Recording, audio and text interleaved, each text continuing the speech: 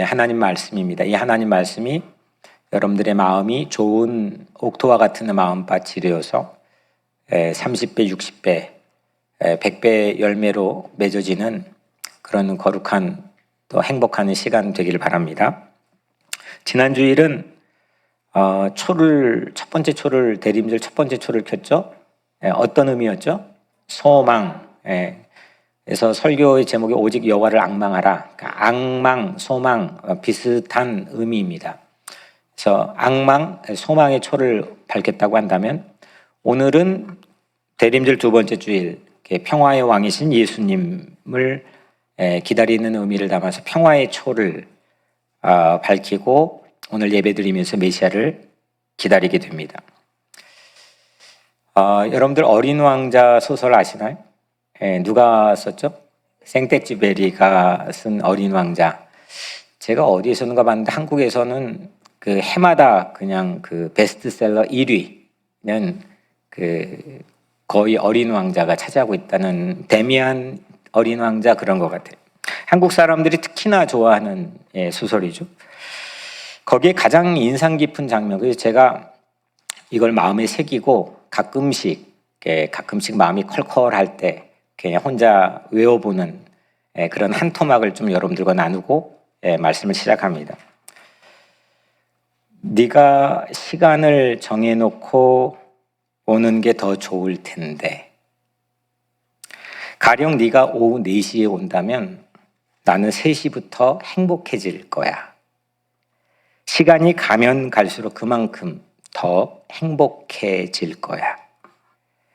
네가 아무 때나 온다면 난 몇 시부터 마음 치장을 해야 할지 알 수가 없을 거란 말이야. 의식이 필요한 거야. 이 부분입니다.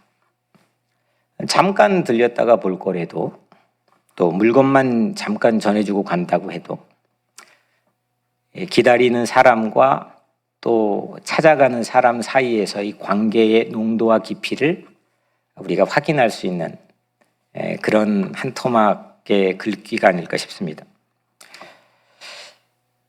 오후 4시는 마음 치장을 절로 갖게 만든다는 거죠. 그래서 3시 10분이 되고 또 3시 30분이 되면 손발이 조금씩 빨라지고 또 필요한 의식들이 더 많아지고 그래서 더 행복해질 수 있는 그런 기다림의 계절이 신앙 안에서 우리에게 찾아왔습니다. 여러분들에게는 기다릴 오후 4시가 있습니까? 살면서 한 주간에 그런 여러분들 많은 스케줄이 있을 텐데 뭔가 그 스케줄을 향해서 여러분들의 삶이 다가갈 텐데 여러분들에게는 그 오후 4시가 3시 10분부터 마음이 콩닥콩닥해지고 3시 20분이 되면 막 주변을 어떻게 치장하고 정돈해야 될지 또 내 마음에 거추장스러웠던 것들을 어떻게 정리해야 될지 생각하게 되는 그런 오후 4시가 여러분들에게는 무엇이 있습니까? 오늘 본문은 대표적인 메시아 고지의 말씀입니다. 메시아 고지, 그러니까 메시아에 대한 예언의 말씀이죠. 6절, 7절, 2절밖에 되진 않지만 이 말씀이 아주 오랜 기간 동안 숱한 고난 속에서 많은 사람들에게 오후 4시가 되어준 말씀입니다. 그래, 우리 오늘 힘들어도 이 말씀 붙들고 이겨내자. 그분이 오시는 그날, 참다운 이 땅의 공의와 정의가 세워지는 그날, 그 메시아를 기다리게 만드는 오늘 이 본문의 말씀은 수많은 상황 속에서 오후 4시가 되어준 고마운 말씀입니다. 또한 어지럽혀져 있는 산란하게 흩어져 있는 마음들을 치장하게 만들어주고 새 신부처럼 준비하게 만들어준 고마운 말씀이 또 오늘 본문이기도 합니다. 읽지는 않았지만 오늘 그 같은 장 9장 2절에 보면 이사야 9장 2절에 보면 흑암에 행하던 백성이 큰 빛을 보고 사망의 그늘진 땅에 거주하던 자에게 빛이 비추었도다. 이거는 마태복음 4장에 예수님이 처음 공생애를 시작하는 풍경을, 이 말씀을 인용해 그대로 마태복음 4장에 담아놨죠. 흑암에 빛이 비치는 것, 빛이 비치도다. 영어 성경엔 A light has dawned. 새벽 여명이죠. 자, 이 여명, 이 말씀에 기반해서 우리 여명홀 이름이 지어지게 됐죠. 칠흑 같은 캄캄한 길을 종잡을 수 없는 어둠을 밀쳐내고 새벽 여명으로 거스를 수 없어요. 누구도 저항할 수 없어요. 그 어둠을 밀어내는 힘을. 새벽 여명으로 찾아오시는 그때를 기다리면서 숱한 사람들이 이겨냈고 또 치장했고 인내할 수 있었습니다. 기다림이라고 하는 건 그런 의미가 우리에게 있는 거죠. 그런데 메시아는 어떤 모습으로 우리에게 첫 번째 찾아왔습니까? 오늘 말씀이 우리에게 보여주고 있는 고지의 말씀은 뜻밖의 모습입니다.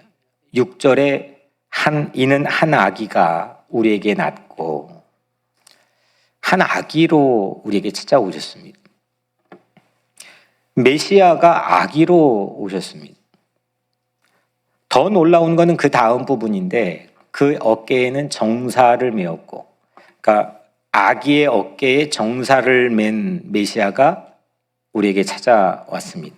정사가 뭘까요?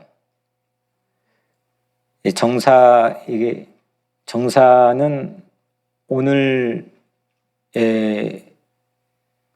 영어 성경에 보면은 NIV 성경에 보면 government로 되어 있습니다. 정권, 통치, 또 오늘 말씀 제목인 정부, 이런 의미로 사용되는 게 정사입니다. 한번 생각해 보십시오. 아기가 정권을 어깨에 메고 찾아온다는 거죠. 더 놀라운 것 같습니다. 이 메시아가 사람의 모습으로 온다는 것, 또 그것도 아기의 모습으로 온다는 것. 근데 어깨에는 거버먼트를 메고 오신다는 것. 아기인데 통치력을 갖습니다. 정권을 가진 아기가 태어난다는 것, 이것이 성탄, 크리스마스의 의미입니다. 통수권을 가진 이 아기에게 붙여진 닉네임이 신약에도 많이 있지만 오늘 본문에는 4가지로 소개가 되고 있죠. 그의 이름은 기묘자라 모사라, 전능하신 하나님이라, 영존하신 아버지라, 평강의 왕이라 할 것임이라. 아멘. 네, 기묘자 모사는 원더풀 카운셀러, 그러니까 놀라운 조언자,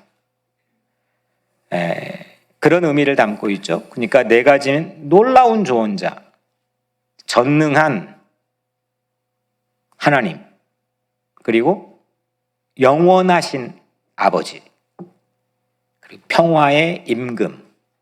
사실 이 원문에는 왕자입니다. 프린스, 평화의 왕자. 이렇게 4가지 닉네임이 붙여진 정권을 가진 아기, 어깨에 정권을 메고 우리에게 찾아온 아기 메시아가 우리에게 오신다는 것을 예고하고 있죠. 그 아기는 놀랍고 amazing하고 wonderful하고, 그 다음에 almighty, 전능하고, 그리고 everlasting, 그러니까 eternal, 영원하고, 그리고 peace, 평화의 왕으로 우리에게 오십니다. 어깨에 정사를 메고 있는 아기 예수를 기다리는 그런 마음이 우리에게 있기를 주의 이름으로 축복합니다. 성탄, 연말이다. 의례껏 우리가 하는 선물을 주고받고 하는 그런 의미로만 기다리는 게 아니라 그 오늘 말씀 아래 나누게 될 어깨에 정사를 매는 아기 예수가 4시에, 오후 4시에 온다면 나는 3시부터 더 행복해질 거야. 그 행복을 잃어버리지 않고 그 행복을 누릴 수 있는 그런 기다림의 축복이 오늘 여러분들에게 회복되기를 축원합니다. 평화의 왕이신 아기 예수가 평화 정부를 세우는 그런 꿈 또한 우리 마음속에 회복되기를 주의 이름으로 축원합니다. 톨스토이의 단편 소설이 톨스토이는 다작가죠. 수없는 작품들을 썼는데 그 중에 바보 이반이라는 책을 지난 주간에 제가 읽었습니다. 잠깐 그 얘기를 해드리면 옛날 어느 나라에 사남매가 살고 있었어요. 첫 번째 큰 형은 이름이 세몬인데 군인입니다. 두 번째 두 번째 형은 타라스인데 상인입니다. 돈을 버는 상인입니다. 세 번째가 주인공 이반인데 그는 아버지 곁을 떠나지 않고 아버지 곁에서 농사를 짓습니다. 그리고 그 이반 곁에서 막내, 이게 말을 하지 못하고 듣지 못하는 여동생이 있습니다. 근데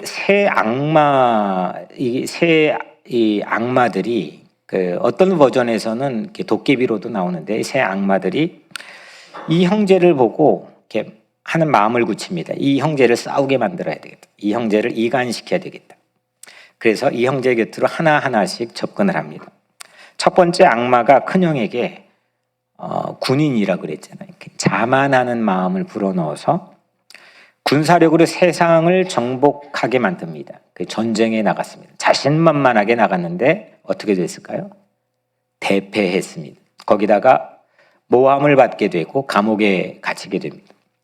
두 번째 악마가 둘째 형에게 다가가서 욕심을 마음에 불어넣었습니다.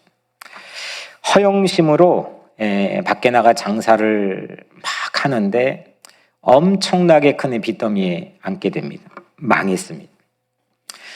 마지막 세 번째 악마가 이제 이반에게 접근을 했는데 이반을 아프게 합니다. 배탈 나게 합니다. 이 농사를 못 짓도록 계속 방해합니다. 쟁기를 꽉 붙드는 것처럼 그냥 거친 돌로 움직이지 않는 그 땅으로 만들어버리고 일 중단할 수밖에 없는 상황을 초래하게 만드는데 끝까지 일을 합니다. 바보처럼 일을 합니다.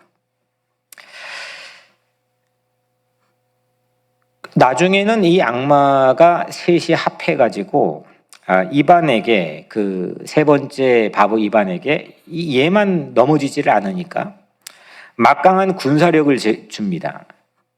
근데 그 군사를 가지고 밖에 나가 전쟁을 해서 세상에 어떤 막강한 힘을 얻으려고 하는 게 아니라 군악대를 만듭니다. 북을 치고 노래를 하고 막 좋아합니다. 바보 같습니다. 그것도 안 되니까 침공을 합니다. 약탈을 합니다. 그런데 그냥 군인이 자기 걸 침공하고 약탈하는데 그냥 음식을 내주고 친절을 베풉니다. 그러니까 이 침공하는 군인 입장에서는 재미가 없습니다. 군사력이 무용지물이 되었습니다. 또 두 번째 악마가 막대하는 금을 줬습니다. 금을 만드는 방법을 알려줬습니다. 금이 막 생산이 됩니다. 이웃 아낙네들에게 목걸이를 만들어주고 아이들이 장난감을 만들어줘 버립니다. 아무것도 필요 없다는 듯이 그걸 가지고 사람들에게 나눠줍니다. 이 책을 읽으면 제 눈에 두 가지 단어가 계속 반복이 되는데 하나는 바보고 하나는 골탕입니다. 이 악마들은 바보 이반에게 연신 골탕을 먹습니다. 첫째, 둘째에겐 통쾌하게 성공했던 악마들이 이 바보 이반 앞에서는 계속 골탕을 먹습니다. 군사력을 가진 큰 형도 재력을 가진 둘째 형도 다 망했습니다. 하지만 바보 이반만이 생존 정도가 아니라 결국 바보 이반 왕국을 세워서 통치자가 됩니다. 이 책의 가장 핵심적인 내용은 이반 왕국을 건설하고 그 나라의 계명을 만드는 겁니다. 그 계명이 이겁니다. 손에 굳은 살이 박힌 사람들만 음식을 먹을지어다. 손에 굳은 살이 없는 자는 음식의 찌꺼기로 만족하리라. 이게 이반 왕국, 톨스토이가 쓴 이반 왕국의 핵심적인 내용입니다. 그리고 그 굳은 살을 이제 그 책 안에서는 못 박힌 손이라고 하는 그 구절로 계속 반복해서 사용을 합니다. 굳은 살 박힌 손, 못 박힌 손이 아니고서 식탁엔 둘러앉을 수가 없다. 이런 메시지를 이 책이 우리에게 전해주고 있습니다. 세상을 훤히 꿰뚫고 있는 악마들이죠. 이 악마는 어떻게 탁 치면은 사람이 넘어가는지 뻔할 뻔자로 알고 있었습니다. 그래서 삼형제를 넘어뜨리려고 하고 서로 싸우게 만들려고 했습니다. 하지만 군사력, 재력, 세상에 이거면 다 되겠지 한 그 두 가지는 그냥 쉽게 넘어뜨렸지만 바보 이반은 끝까지 넘어뜨리지 못했습니다. 이 사실을 마치 상식처럼 진리처럼 우리도 압니다. 들으면 공감합니다. 그런데 우리 삶에서는 이게 실현되기가 매우 어렵습니다. 결국 이 소설의 결론은 바보 이반만 통치자가 되었습니다. 그 왕국을 세우고 통치자가 되었습니다.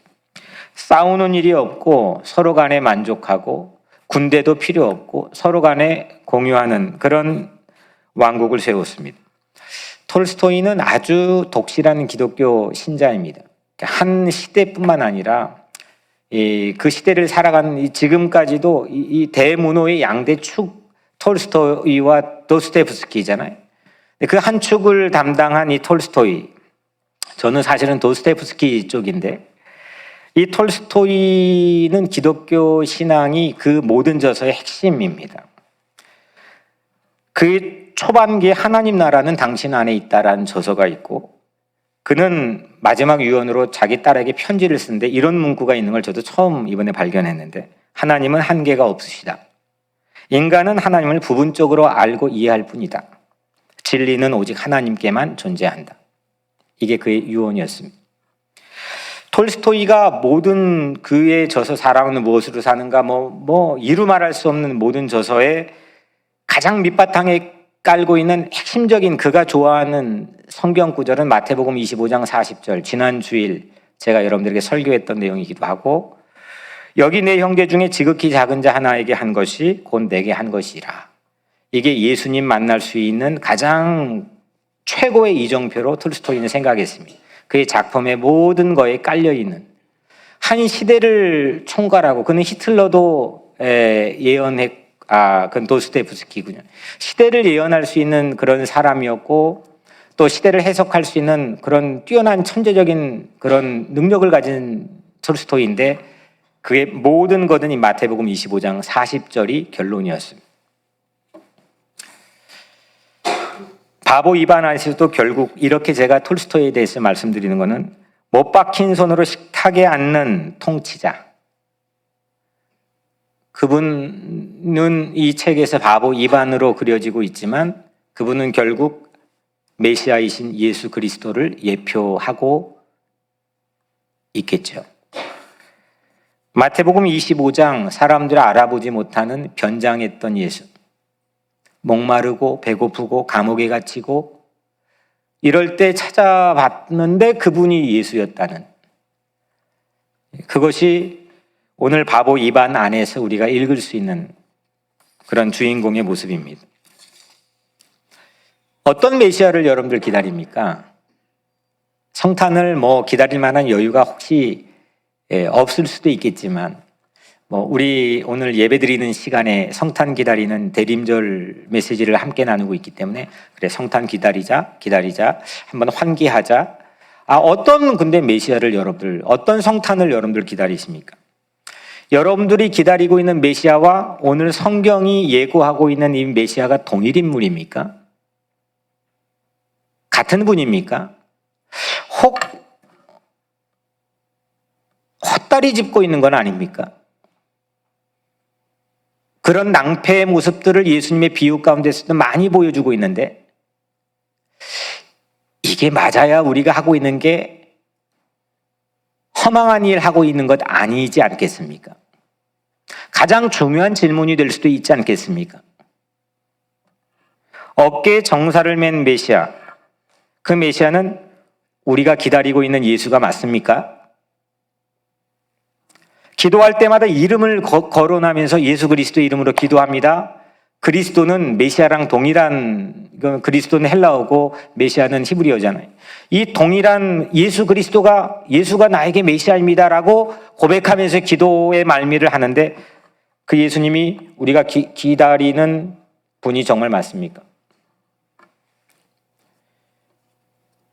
저는 오늘 여러분들의 마음속에 그분을 기다리는 오후 4시가 여러분들의 마음속에 꼭 회복되기를 바랄 뿐만 아니라 그분이 내가 기다렸던 맞는 분이 되기를 주의 이름으로 간절히 축원합니다.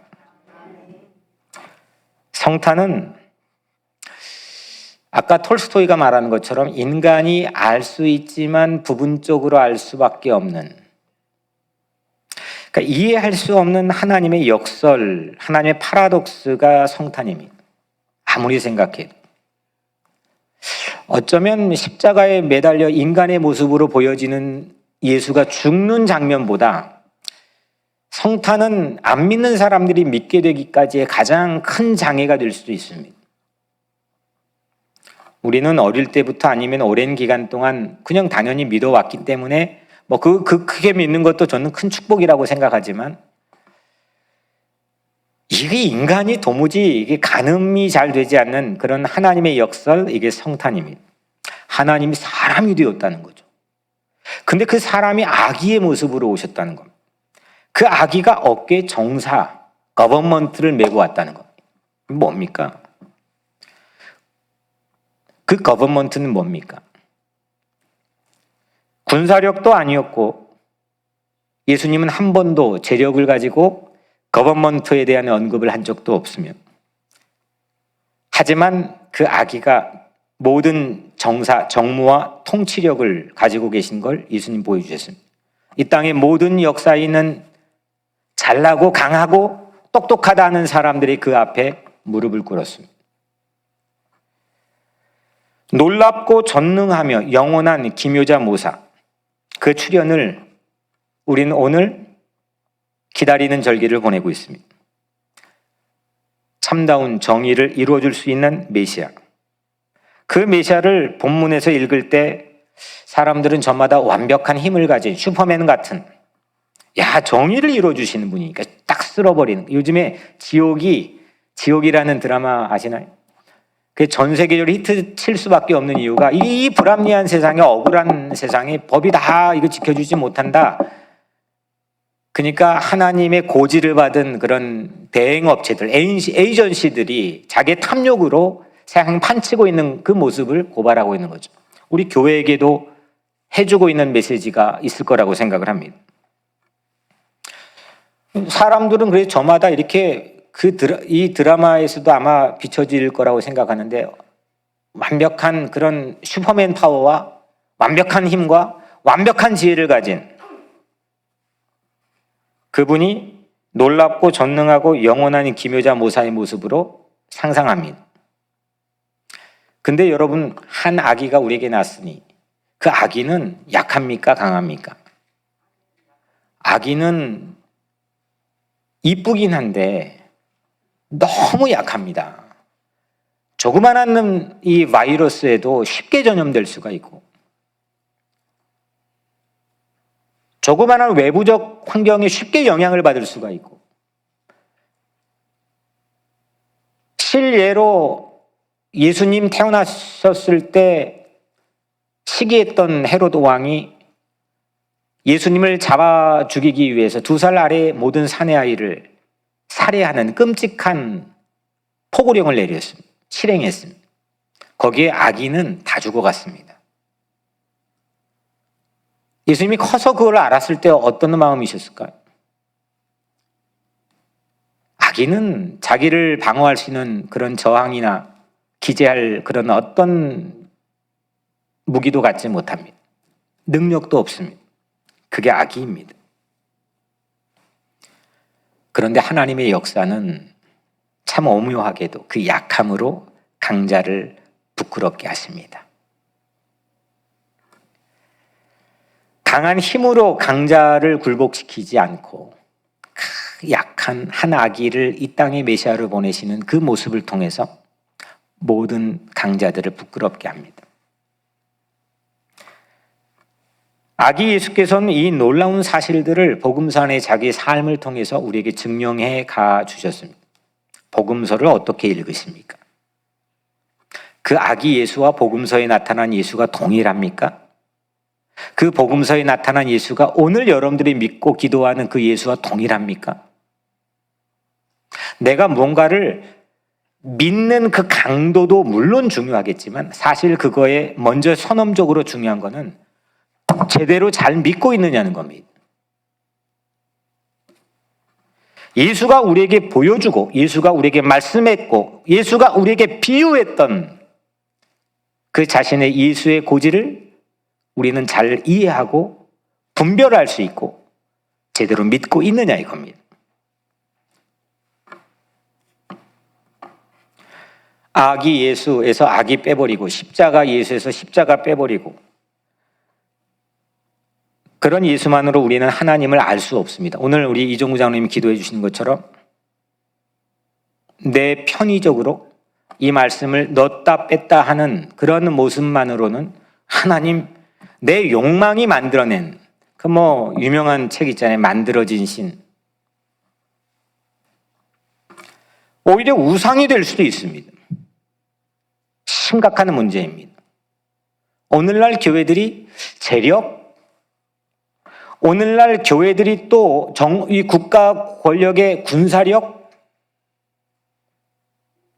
그걸로 세상을 하나님 나라의 복음을 전하는 통로로 만들어 주실 거라고 하는 착각, 예수가 우리에게 그렇게 말했습니까?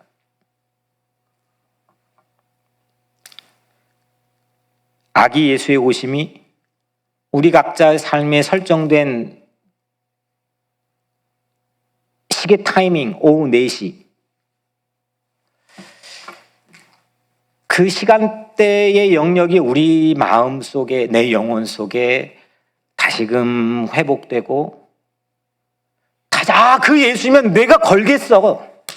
그 예수면 내가 그냥 따라가 보겠어. 그 예수라면 나는 그 길을 벗어날 수가 없어. 그 예수가 내 눈길을 끌고 그 예수가 내 마음을 끌어당기고 있어. 이런 사람에 의해서 교회가 기독교 역사가 이곳까지 왔어요. 맘모니즘, 세상의 재력과 힘과 명예와 지식으로 이 땅에 교회가 역사해 오진 않았어요. 여러분들의 각자의 신앙은 우리 교회 공동체의 현주소의 모습은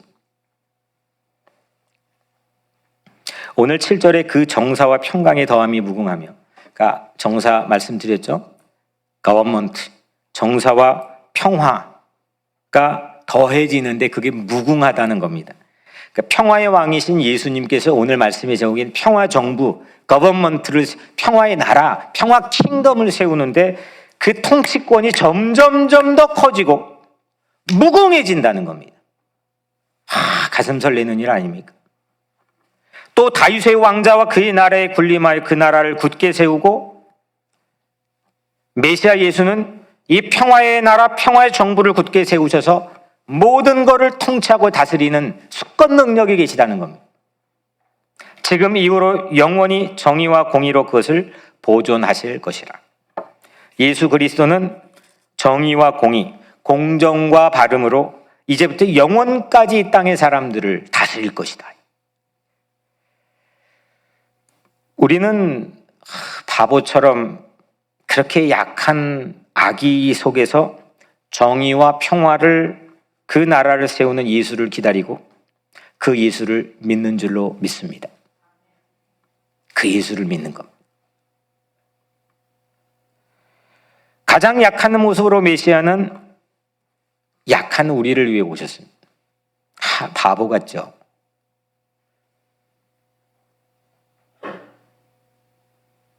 그런 모습으로 우리에게 박두해 오셨습니다. 보통 사람들은 약하면 부끄러워합니다. 약간 수치감을 느끼기도 하고 감추고 싶어 하기도 하고 포장을 하기도 합니다. 근데 성경에 대한 버전으로만 우리가 적용을 해본다면 약함이 부끄러운 게 아니라 약함이 강함을 부끄럽게 하는 그 진리를 거절하는 것이 부끄러움입니다. 약한 게 부끄러운 게 아닙니다. 그 약함이 강함을 어떻게 굴복시키고 어떻게 결국 통수권을 가지고 이 땅을 다스리게 될 건지, 그 진리를 거절하고 믿지 못하는 것, 기다림조차도 없는 것, 다 안다고 생각해버리고 아무런 소망 없이 사는 것, 그것이 부끄러움입니다. 우리 약함 가운데 평화의 왕으로 오신 아기 예수는 평화의 나라를 세워주실 줄로 믿습니다. 톨스토이와 함께 러시아 대문호의 양대 산맥, 양대 축인 도스토옙스키는 유로집이라고 하는 말을 그의 책에 3권에 걸쳐서 사용합니다. 그에게는 핵심적인 내용입니다. 제가 수년 전에 여러분들에게 설교하기도 했지만 그의 대표작인 죄와 벌, 백치, 까리마조프가의 형제들, 이 3권에서 다 유로집이라는 말을 반복적으로 사용합니다. 이 유로집이는 러시아 말인데 거린, 거지라는 뜻입니다. 그리고 오늘날 기독교 역사에서는 바보 성자로 번역되어서 기독교 역사 2000년 역사의 양대축에서 한 축을 담당하고 있습니다. 여기에서 수도원, 프란시스 성자, 이런 전통들이 여기에서 나오기 시작합니다. 테레사, 이런 전통들이 여기에서 나오기 시작한 거예요.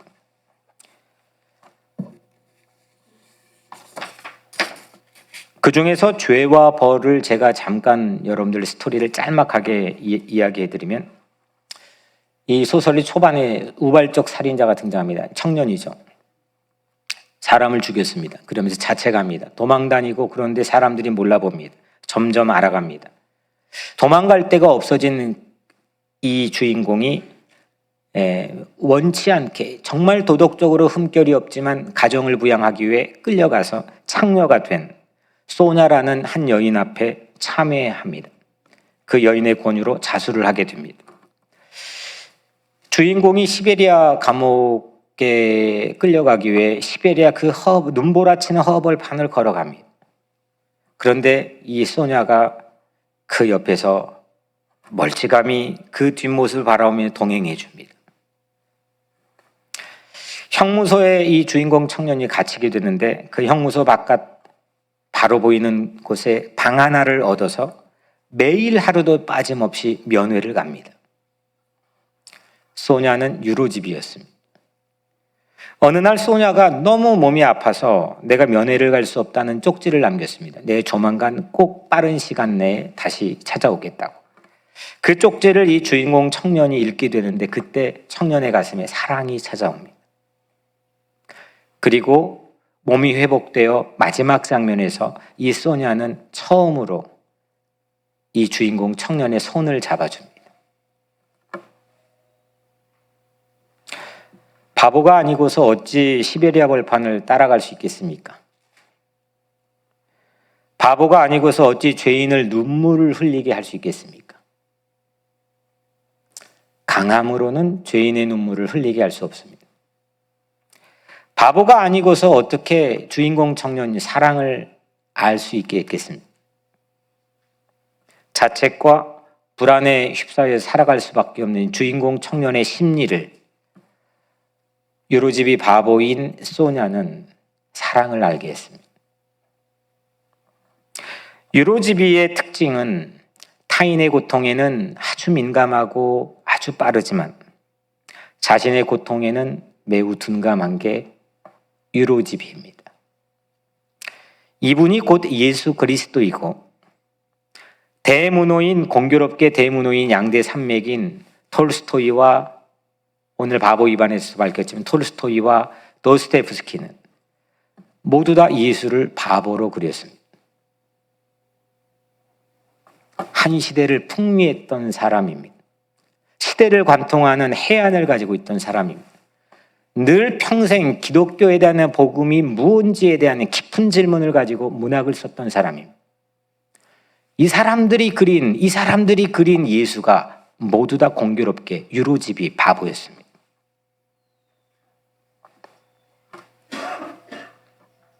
여러분들, 누가 진짜 바보입니까?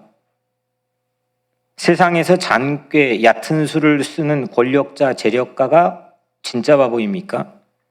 모욕을 자초하기도 하며 광대거지 바보처럼 살지라도 거침없이 자기 삶을 통해 진리를 뿜어내고 그 존재 자체로 세상을 살맛나게 살려내고 전국의 평화의 나라를 다스리는 그 유로지비가 진짜 바보입니까?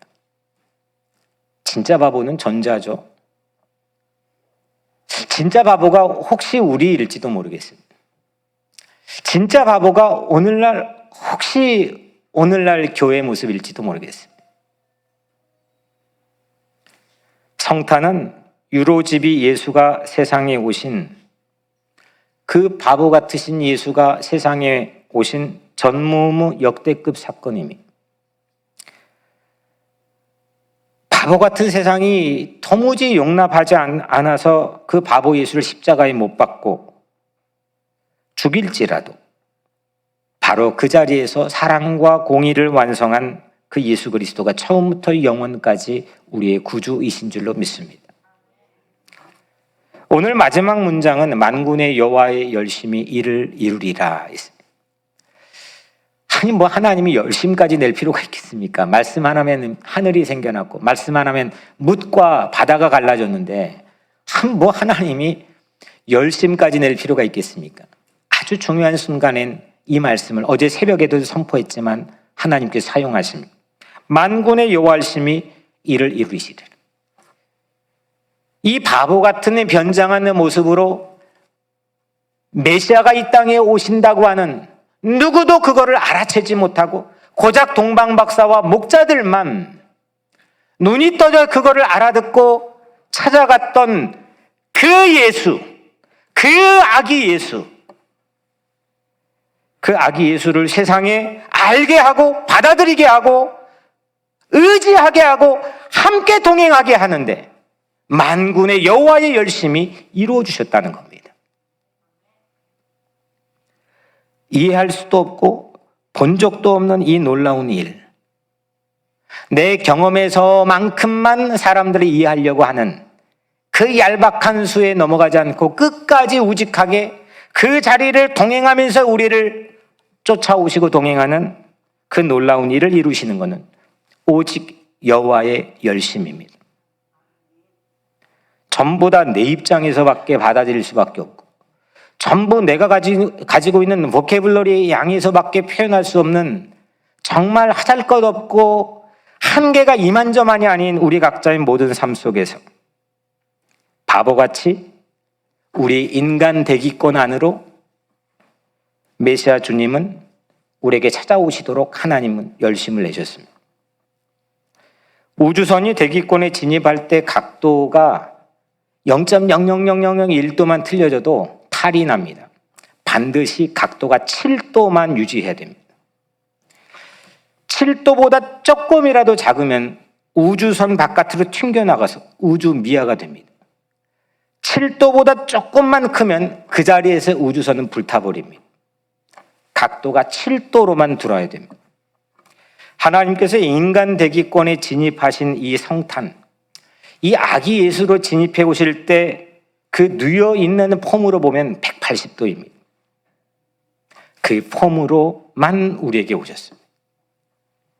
대기권 진입 찰나 우주인은 자기 몸무게 7배의 하중을 받는다고 합니다. 그 7배 하중을 견뎌내는 훈련을 끊임없이 반복합니다.